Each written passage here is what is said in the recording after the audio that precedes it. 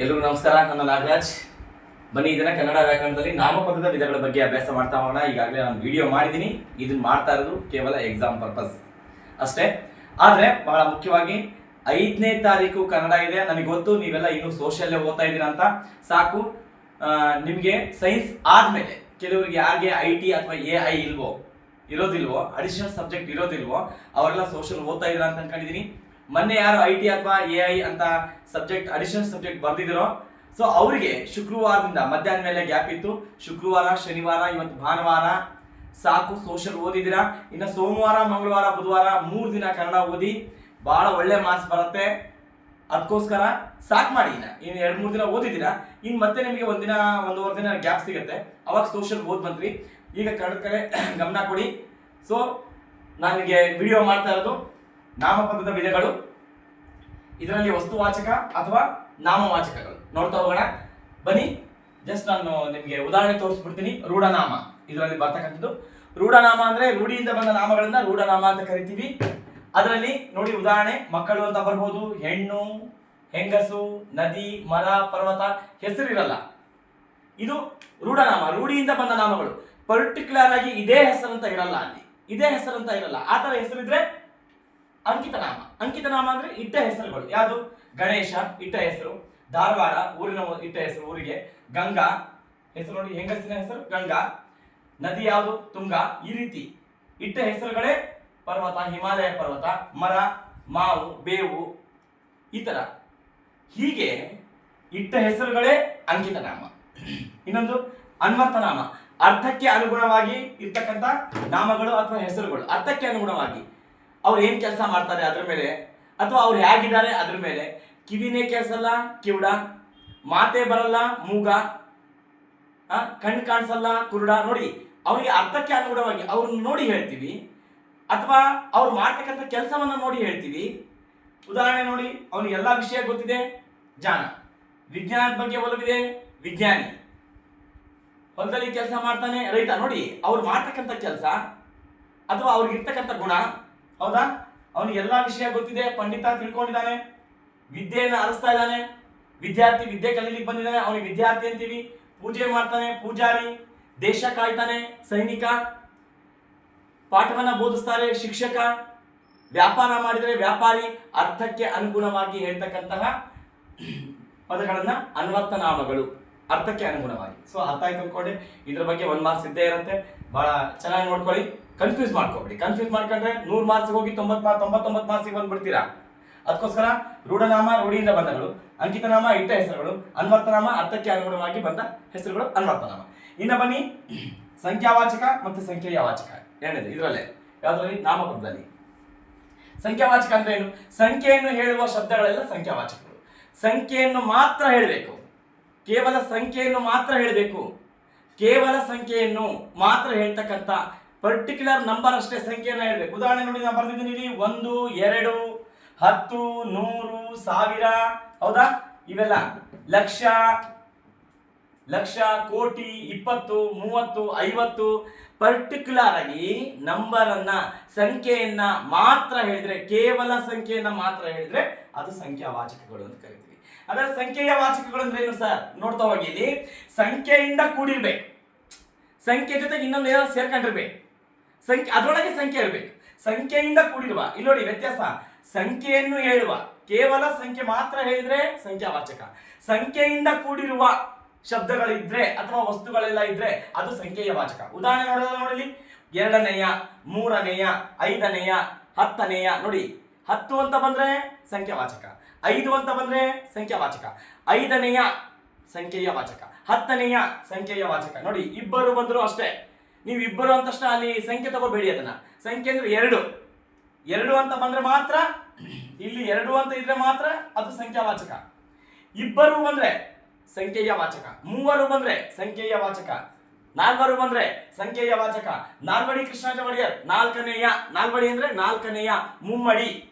ಇದು ನಾಲ್ವಡಿ ಅಂದ್ರು ಅಷ್ಟೇ, ಮುಮ್ಮಡಿ ಅಂದ್ರು ಅಷ್ಟೇ. ಅರ್ಥ ಆಯ್ತಾ? ಸಂಖ್ಯೆಯ ವಾಚಕಗಳು 3ರಿಂದ 4ರಿಂದ, 3ರಿಂದ 4ರಿಂದ, 5ರಿಂದ, 2ರಿಂದ 2. ಇವೆಲ್ಲ ಸಂಖ್ಯೆಯ ವಾಚಕಗಳು. ಇಲ್ಲಿ ನೋಡಿ ಇನ್ನೊಂದು 3ರಿಂದ ನಂಬರ್ 3 ಅಂತ ಬಂದ್ರೆ ಸಂಖ್ಯಾವಾಚಕ. 3ರಿಂದ ನೋಡಿ, ಸಂಖ್ಯೆಯಿಂದ ಕೂಡಿರುವ ಅಂದ್ರೆ ಸಂಖ್ಯೆ ಜೊತೆಗೆ ಇರ್ತಕ್ಕಂಥ ಶಬ್ದಗಳು. ಇನ್ನೊಂದು ಪಾಕ್ಷಿಕ. ಪಾಕ್ಷಿಕ ಅಂತ ಹೇಳಿದ್ರೆ 15 ದಿನ, ಅದಕ್ಕೆ ಪಾಕ್ಷಿಕ ಅಂತ ಕರಿತೀವಿ. ಸಾಪ್ತಾಹಿಕ 7 ಅದರೊಳಗಿದೆ, ನೇರವಾಗಿ ಸಂಖ್ಯೆ ಇಲ್ಲ, 7 ಅಂತಿಲ್ಲ. ಸಾಪ್ತಾಹಿಕ, ಪಾಕ್ಷಿಕ, 3ರಿಂದ, 2, 3, 4, 2ನೇಯ, 3ನೇಯ, 4 ಈ ರೀತಿ, ಮುಮ್ಮಡಿ ಈ ರೀತಿ ಅಂತಕ್ಕಂಥ ಪದಗಳು ಎಲ್ಲ ಬಂದು ಅಂದ್ರೆ ಅದೆಲ್ಲ ಸಂಖ್ಯೆಯ ವಾಚಕಗಳು. ನೆನ್ಪಿಟ್ಕೊಳ್ಳಿ, ನೇರವಾಗಿ ಸಂಖ್ಯೆ ಬಂದ್ರೆ ಸಂಖ್ಯಾವಾಚಕಗಳು, ಹೀಗೆ ಬಂದ್ರೆ ಸಂಖ್ಯೆ ಜೊತೆಗೆ ಬಂದ್ರೆ ಇದು ಸಂಖ್ಯೆಯ ವಾಚಕಗಳು. 5, 2, 3, 10, 20, 1000, 100, ಲಕ್ಷ, ಕೋಟಿ ನೇರವಾಗಿ ಬರ್ತವೆ. ಅದು ಮಾತ್ರ ಸಂಖ್ಯಾವಾಚಕಗಳು ಅಂತ ಅಂದ್ಕೋಬೇಕು. ಈ ರೀತಿ ಪದಗಳು ಬಂದ್ರೆ ಸಂಖ್ಯಾವಾಚಕಗಳು, ಈ ರೀತಿ ಪದಗಳು ಬಂದ್ರೆ ಸಂಖ್ಯೆಯ ವಾಚಕಗಳು. ಅರ್ಥ ಆಯ್ತು ಅನ್ಕೊಂಡೆ. ನೆಕ್ಸ್ಟ್ ನೋಡ್ತಾ ಹೋಗೋಣ, ಗುಣವಾಚಕ. ಗುಣವಾಚಕ ನೋಡ್ತಾ ಹೋಗಿ. ಒಂದು ವಿಶೇಷವಾಗಿರ್ತಕ್ಕಂಥ ಗುಣ ಇರಬೇಕು ಒಂದು ವಾಕ್ಯದಲ್ಲಿ. ಯಾವುದೋ ಒಂದು ವಸ್ತುವಿಗೆ, ಒಬ್ಬ ಮನುಷ್ಯನಿಗೆ ಒಂದು ಗುಣ ಇರಬೇಕು, ಅದನ್ನ ಗುಣವಾಚಕ ಅಂತ ಕರಿತೀವಿ. ಉದಾಹರಣೆ ಬರ್ಬಿಟ್ಟಿದ್ದೀನಿ.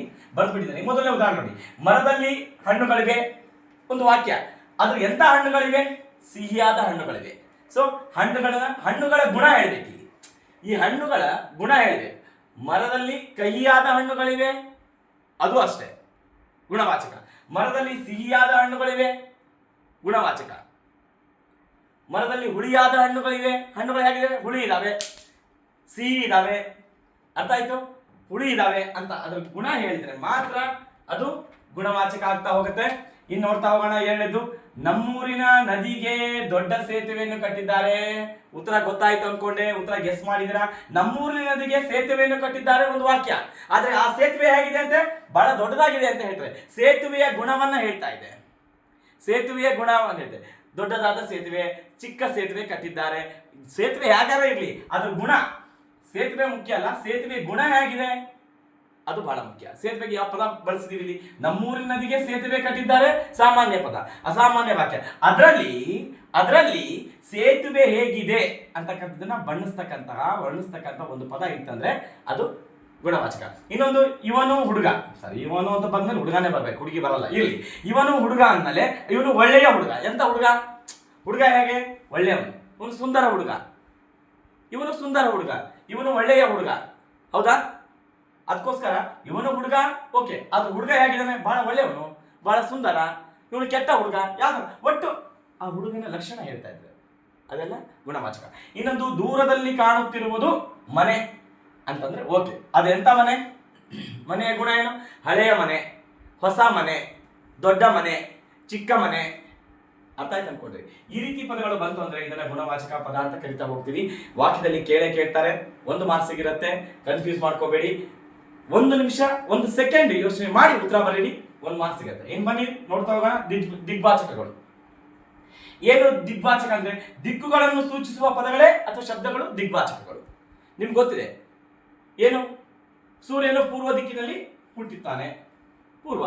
ಸೂರ್ಯನು ಪಶ್ಚಿಮ ದಿಕ್ಕಿನಲ್ಲಿ ಮುಳುಗುತ್ತಾನೆ. ಹೌದಾ? ನಮ್ಮ ಮನೆ ಉತ್ತರ ದಿಕ್ಕಿನಲ್ಲಿದೆ, ನಮ್ಮ ತೋಟ ದಕ್ಷಿಣ ದಿಕ್ಕಿನಲ್ಲಿದೆ. ಹೌದಾ? ಪೂರ್ವ, ಪಶ್ಚಿಮ, ಉತ್ತರ, ದಕ್ಷಿಣ, ವಾಯುವ್ಯ, ಆಗ್ನೇಯ, ಈಶಾನ್ಯ, ನೈಋತ್ಯ. ನೋಡಿ, ಅರ್ಥ ಮಾಡ್ಕೊಳ್ಳಿ. ಇವು ಸಹ ದಿಗ್ವಾಚಕಗಳು, ದಿಕ್ಕನ್ನು ಸೂಚಿಸುವ ಪದಗಳು. ಇದು ಸಹ ದಿಕ್ಕನ್ನು ಸೂಚಿಸ್ತಕ್ಕಂಥ ಪದಗಳು. ಬರೀ ಪೂರ್ವ, ಪಶ್ಚಿಮ, ಉತ್ತರ, ದಕ್ಷಿಣ ಹಾಕೋಬೇಡಿ. ವಾಯುವ್ಯ, ಆಗ್ನೇಯ, ಈಶಾನ್ಯ, ನೈಋತ್ಯ. ಹೌದಾ? ಇನ್ನ ಮೂಡಣ. ಹೌದಾ? ಮೂಡಣ ಅಂದ್ರೆ ಪೂರ್ವ ದಿಕ್ಕು. ಮೂಡುವನು ರವಿ ಮೂಡುವನು, ಕತ್ತಲೊಳಗೆ ಜಗಳ ಆಡುವನು, ಒಂದು ಪದ್ಯನೇ ಇದೆ. ಆದ್ದರಿಂದ ಮೂಡಣ ಅಂದ್ರೆ ಪೂರ್ವ ದಿಕ್ಕು, ಪಡುವಣ ಅಂದ್ರೆ ಪಶ್ಚಿಮ ದಿಕ್ಕು, ತೆಂಕಣ ಅಂದ್ರೆ ದಕ್ಷಿಣ ದಿಕ್ಕು, ಬಡಗಣ ಅಂದ್ರೆ ಉತ್ತರ ದಿಕ್ಕು. ಅರ್ಥ ಅನ್ಕೊಂಡೆ. ಈ ರೀತಿ ಪದಗಳು ಬಂದ್ರೆ ಇದು ಸಹ ದಿಗ್ವಾಚಕಗಳು. ನೀವು ಬರೀ ಪೂರ್ವ, ಪಶ್ಚಿಮ, ಉತ್ತರ, ದಕ್ಷಿಣ ಅನ್ಕೋಬೇಡಿ. ನಾನು ಹೇಳ್ತೇವೆ ವಾಯುವ್ಯ, ಆಗ್ನೇಯ, ಈಶಾನ್ಯ, ನೈಋತ್ಯ, ಮೂಡಣ, ಪಡುವಣ, ತೆಂಕಣ, ಬಡಗಣ. ಈ ರೀತಿ ಪದಗಳು ಬಂದ್ರೂ ಸಹ ದಿಗ್ವಾಚಕಗಳು ಆಗುತ್ತೆ. ಇನ್ನ ನಾಮಪದಗಳಲ್ಲಿ ಒಂದೇ ಒಂದು ಉಳಿದ್ರೆ ಅದು ಸರ್ವನಾಮಗಳು. ನಾನು ಈಗಾಗಲೇ ವಿಡಿಯೋ ಮಾಡಿದ್ದೀನಿ. ಜಸ್ಟ್ ಅದನ್ನ ಒಂದು 2 ನಿಮಿಷದಲ್ಲಿ ವಿಡಿಯೋ ಮಾಡ್ತೀನಿ. ಸೊ ಯೂಸ್ ಮಾಡ್ಕೊಳ್ಳಿ. ಒಂದು ಹೇಳ್ತೀನಿ, ತಪ್ಪು ಬರಿಬೇಡಿ. ಎಲ್ಲಾ ರೀತಿ ವಿಡಿಯೋ ಹಾಕಿದ್ದೀನಿ ನಾನು. ಎಕ್ಸಾಮ್ ಪರ್ಪಸ್ ಅಂತಾನೆ ಹಾಕಿ ವಿಡಿಯೋ ಸೆಂಡ್ ಮಾಡ್ತಾ ಇದ್ದೀನಿ. ಸೊ ಅದೊಂದು 5 ನಿಮಿಷ 10 ನಿಮಿಷ ವಿಡಿಯೋ ಇರ್ಬೋದು. ಅದು ನಿಮಗೆ ಟೈಮ್ ವೇಸ್ಟ್ ಅನ್ಕೋಬೇಡಿ. ಜಸ್ಟ್ ರಿವಿಷನ್ ಮಾಡಕ್ಕೆ ಹಾಕಿದ್ದೀನಿ. ಸೊ ಯೂಸ್ ಆಗುತ್ತೆ.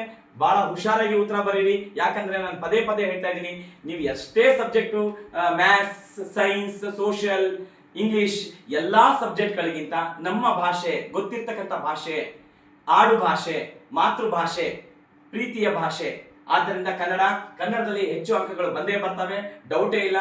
ಜಾಸ್ತಿ ಮಾರ್ಕ್ಸ್ ಬರುತ್ತೆ. ಎಲ್ಲಾ ಸಬ್ಜೆಕ್ಟ್ ಗಿಂತ ನಿಮಗೆ ಒಳ್ಳೆ ಅಂಕ ಬರೋದು, ಒಳ್ಳೆ ಸಬ್ಜೆಕ್ಟ್ ಒಳ್ಳೆ ಅಂಕ ಬರೋದಂದ್ರೆ ಅದು ಕನ್ನಡ ಮಾತ್ರ. ಅದಕ್ಕೋಸ್ಕರ ನಿಮ್ಮ ಸ್ಕೋರ್ ಮಾರ್ಕ್ಸ್ ಕಾರ್ಡ್ ನಲ್ಲಿ ಜಾಸ್ತಿ ಸ್ಕೋರ್ ಆಗ್ಬೇಕು, ಎಲ್ಲದಕ್ಕಿಂತ ಜಾಸ್ತಿ ಬರಬೇಕು ಅಂದ್ರೆ ಕನ್ನಡ ಮಾತ್ರ. ಉಳಿದೋ ಬರ್ತವೆ, ಬಟ್ ಅದಕ್ಕಿಂತ ಒಂದು ಜಾಸ್ತಿ ಇರುತ್ತೆ ಈ ಕನ್ನಡ. ಸೊ ಅದಕ್ಕೋಸ್ಕರ ಎಲ್ಲ ವಿಡಿಯೋ ಯೂಸ್ ಮಾಡ್ಕೊಳ್ಳಿ. So all the best. Next video ಮಾಡ್ತೀನಿ ನಾಳೆ. ಸೊ ಸರ್ವನಾಮಗಳು ಯೂಸ್ ಮಾಡ್ಕೊಳ್ತೀನಿ ಅನ್ಕೊಳ್ತೀನಿ. ನಮಸ್ಕಾರ.